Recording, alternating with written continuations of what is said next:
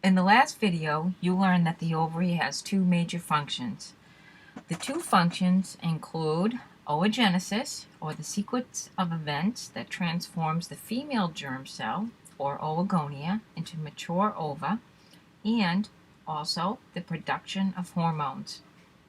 We will focus on the first described function, or oogenesis. The development of the female egg begins before birth, continues during fetal development, and extends to menopause. The oocyte matures in the ovarian follicle. This microscopic view of the ovary that I am circling now shows the ovarian follicle in various stages of development.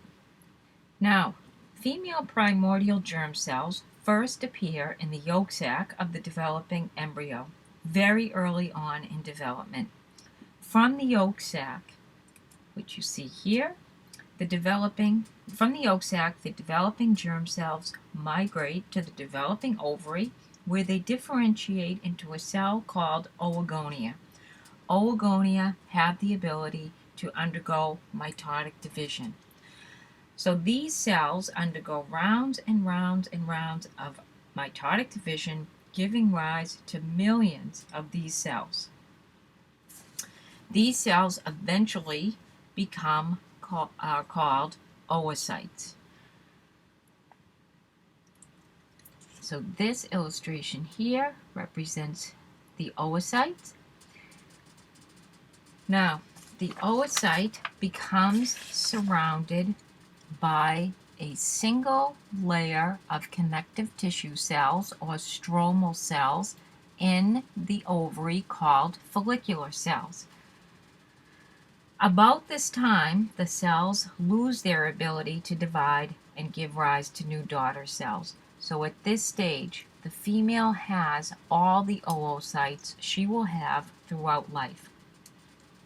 The oocyte plus the stromal cell or follicular cell form the first in a series of follicles.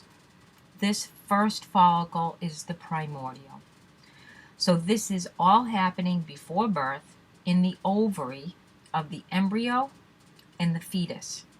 All is quiet in the ovaries until puberty, and then under the influence of hormones, the follicles will develop into primary, secondary, and then finally the most mature follicle that will ovulate the developing oocyte mid-menstrual cycle. Now, you will have an entire lecture and lab on these developing germ cells and on the developing follicle, so we won't spend too much time on it today, but I want you to understand the basics of the development of this follicle and oocyte in the female ovary. Each month, several of the thousands of primordial follicles will be chosen to develop into primary follicles. So in this illustration, we see the primordial follicle, just as we saw it in the previous slide, the oocyte surrounded by a flat layer of follicular cells, or squamous-shaped cells. This follicle will undergo changes under the influence of hormones to a primary follicle. The changes include change in shape of the follicular cell into a cuboidal cell.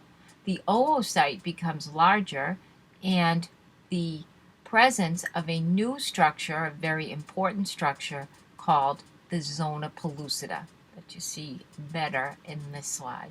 The primary follicle continues to grow. The multiple layers form, increasing the size of the follicle itself. The primary follicle grows to the stage of a secondary follicle once we can see a fluid-filled antrum within the follicular cells, or what is now called granulosa cells. The secondary follicle continues to grow into the Graafian follicle, or the mature follicle. The mature follicle or Graafian follicle is the single follicle and oocyte chosen to be ovulated during the menstrual cycle, typically on day 14 of the menstrual cycle. On or about day 14 of the menstrual cycle, the oocyte, the zona pellucida, and some of the granulosa cells are ovulated from the ovary into, technically, the peritoneal cavity, where they are swept up by the fimbriae of the oviduct into the tube of the oviduct, or the first part of the oviduct called the infundibulum. What you see here is, again, all those three structures. So all the three structures remain intact even as they're ovulated and start to migrate through the oviduct towards the uterus. From outside to in, we have our granulosa cell layer, we have the zona pellucida, and we have our oocyte.